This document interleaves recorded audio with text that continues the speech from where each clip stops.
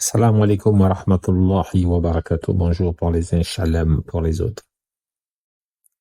Je vais te dire quelque chose que personne n'a le courage de te dire. Pas tes amis, pas tes proches, pas les orateurs qui préfèrent ton sourire à ta vérité.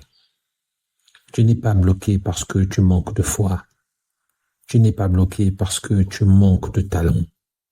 Tu n'es pas bloqué parce que les conditions ne sont pas réunies. Tu es bloqué parce qu'on t'a menti.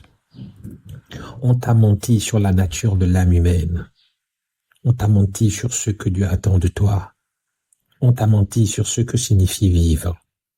Et ce mensonge, tu l'as avalé. Tu l'as avalé avec gratitude, tu l'as appelé liberté, tu l'as appelé authenticité, tu l'as même appelé sagesse spirituelle. Le mensonge dit ceci: si tu ne ressens pas, n'agis pas. Quelques mots qui ont paralysé ta génération plus sûrement que n'importe quelle chaîne. Regarde ce que ce mensonge a produit. Un homme qui abandonne sa femme, non pas parce qu'elle l'a trahi, non pas parce qu'elle l'a blessé, mais parce que, et écoute bien, il ne ressent plus rien, parce qu'il ne ressent pas.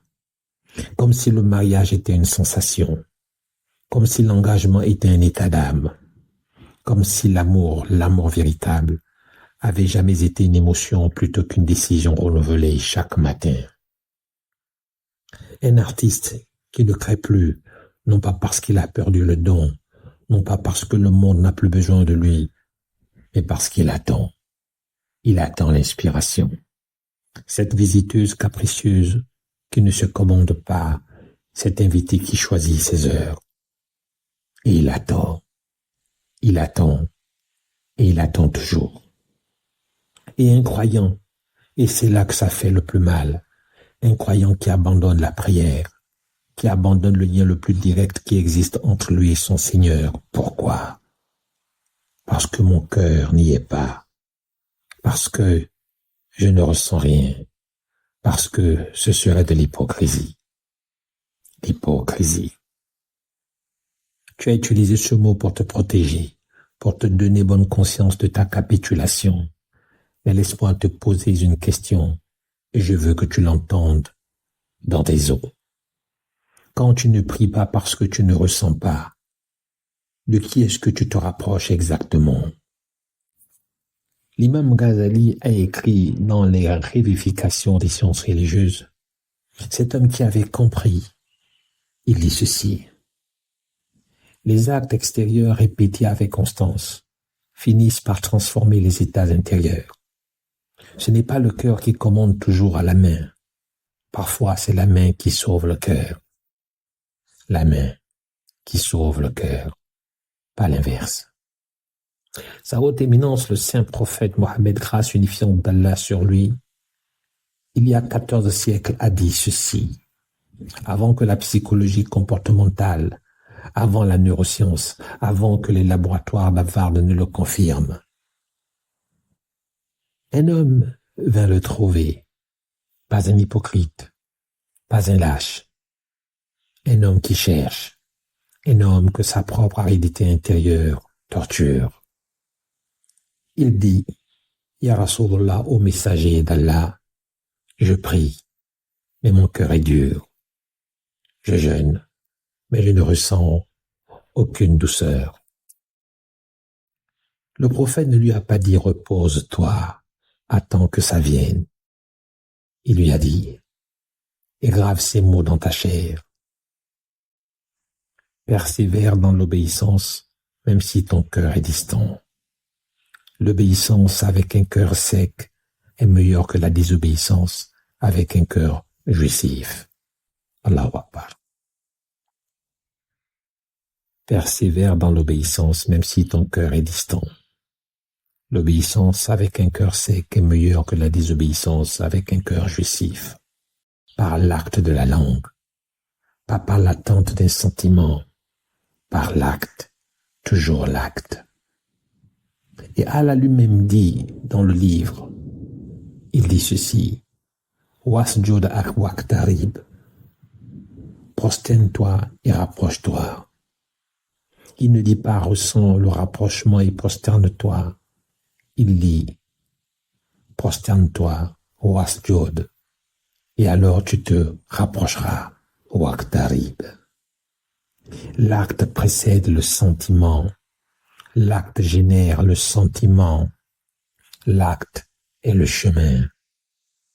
Alors parlons de toi, pas du croyant abstrait, pas du musulman théorique.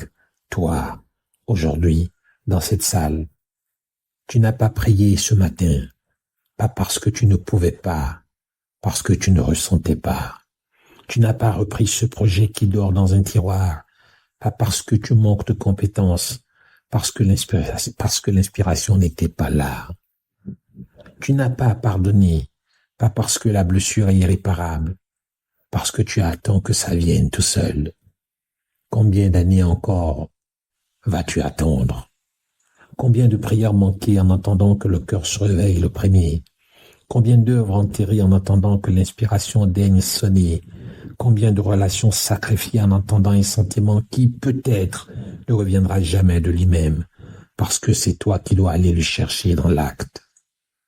Sa haute éminence a dit, nul d'entre vous ne croit vraiment, tant qu'il n'aime pas pour son frère ce qu'il aime pour lui-même.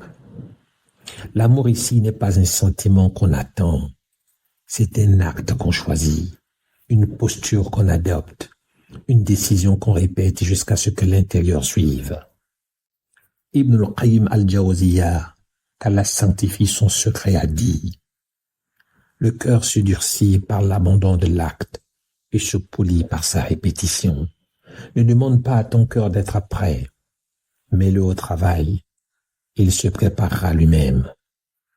Le cœur ne se prépare pas avant l'acte, le cœur se prépare dans l'acte. » Alors voici ce que je te dis aujourd'hui, non pas comme un reproche, non pas comme une condamnation, mais comme quelqu'un qui t'a regardé dans les yeux et qui refuse de te mentir par confort. Les émotions, les sentiments sont des invités. Elles arrivent sans prévenir. Elles repartent sans s'excuser. Tu ne peux ni les convoquer, ni les retenir. Mais l'acte, lui, l'acte t'appartient. L'acte est ton territoire souverain. L'acte est le seul endroit où ta liberté est réelle. Et c'est là, précisément là, dans cet acte arraché à la sécheresse, dans cette prière posée en plein désert intérieur, dans ce « je continue quand même » que se révèle qui tu es vraiment. Pas ceux qui ressentent le plus fort, ceux qui continuent le plus longtemps, pas ceux dont le cœur est le plus doux, ceux dont les genoux touchent le sol quand même, pas ceux qui attendent la lumière, ceux qui avancent dans le noir. Allah subhanahu wa ta'ala ne t'a pas demandé d'être ému, il t'a demandé d'être fidèle. Et la fidélité, la vraie fidélité, c'est précisément l'acte que tu poses quand rien ne t'y oblige, quand le cœur est sec, quand la salle est vide, quand personne ne regarde, quand même. Allah dit, « Inna Allah ma'al sabirin » Allah est avec ceux qui persévèrent, pas avec ceux qui ressentent, avec ceux qui persévèrent. Celui qui vous parle n'est pas meilleur que vous, mais celui qui vous parle sait qu'il y a pire que lui.